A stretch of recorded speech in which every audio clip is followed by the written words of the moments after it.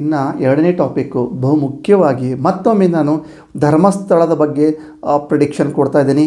So ಧರ್ಮಸ್ಥಳದ ಕೆಲವೊಂದು incident, ಈ ಶೀಘ್ರದಲ್ಲಿ ನಡೆಯುವಂಥ ಕೆಲವೊಂದು ಇನ್ಸಿಡೆಂಟು ಮತ್ತೆ ಜಾಹೀರಾತಾಗಿ ಒಂದು ಜಗತ್ತಿಗೆ ಸದ್ದನ್ನು ಮಾಡುವಂಥ ಪ್ರಸಂಗಗಳು ಶೀಘ್ರದಲ್ಲಿ ನಮ್ಮ ಒಂದು ಧರ್ಮಸ್ಥಳಕ್ಕೆ ಬರುತ್ತೆ. ಸೊ ಹಾಗಾಗಿ ಧರ್ಮಸ್ಥಳದ ಪೂಜ್ಯ ಶ್ರೀ ಧರ್ಮಸ್ಥಳದ ವೀರೇಂದ್ರ ಹೆಗಡೆಯವರು ಕೂಡ ಬರಲಿರುವಂತಹ ದಿನಗಳು ಸ್ವಲ್ಪ ಜಾಗೃತವಾಗಿರಬೇಕು.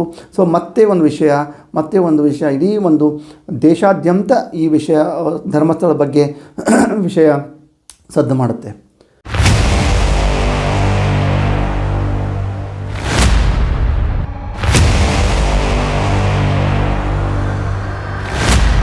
ಧರ್ಮಸ್ಥಳದ ಸೌಜನ್ಯ ಅತ್ಯಾಚಾರ ಕೊಲೆ ಪ್ರಕರಣಕ್ಕೆ ಸಂಬಂಧಪಟ್ಟಂತೆ ಸುಪ್ರೀಂ ಕೋರ್ಟ್ ಇವತ್ತೊಂದು ಮಹತ್ವದ ನಿರ್ಧಾರಕ್ಕೆ ಬಂದಿದೆ.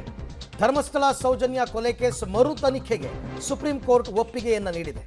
ಎಸ್ಐಟಿ ರಚನೆಗೆ ಸಿದ್ಧ ಅಂತ ರಾಜ್ಯ ಸರ್ಕಾರ ಈಗಾಗಲೇ ಹೇಳಿದೆ. ನಿವೃತ್ತ ನ್ಯಾಯಾಧೀಶರ ನೇತೃತ್ವದಲ್ಲಿ ತನಿಖೆಗೆ ಕೋರಿದ್ದಾರೆ ಸೌಜನ್ಯ ತಾಯಿ ಕುಸುಮಾವತಿ. ಅಂತಿಮವಾಗಿ ಯಾವ ತನಿಖೆ ಅನ್ನೋ ಆದೇಶವನ್ನು ಸುಪ್ರೀಂ ಕೋರ್ಟ್ ಕಾಯ್ದಿರಿಸಿದೆ. ಅಂತಿಮ ಆದೇಶದಲ್ಲಿ ತನಿಖೆಯ ಬಗ್ಗೆ ವಿಸ್ತೃತ ನಿರ್ದೇಶನವನ್ನು ನೀಡುತ್ತೆ. ಸೊ ಅಲ್ಲಿಗೆ ಬಹಳ ದಿನಗಳ ಬೇಡಿಕೆ ಇದು, ಮರು ತನಿಖೆ ಆಗಬೇಕು ಅಂತ ಸೌಜನ್ಯ ಅವರ ತಾಯಿನೇ ಕೋರ್ಟ್ ಮೊರೆ ಹೋಗಿದ್ರು. ಆದರೆ ಕೋರ್ಟ್ ಮೊರೆ ಹೋದಂತಹ ಸಂದರ್ಭದಲ್ಲಿ ಸರ್ಕಾರ ತನ್ನ ನಿರ್ಧಾರವನ್ನು ಕ್ಲಿಯರ್ ಆಗಿ ಹೇಳಿತ್ತು. ನಾವು ಬೇಕಾದರೆ SIT ರಚನೆ ಮಾಡ್ತೀವಿ,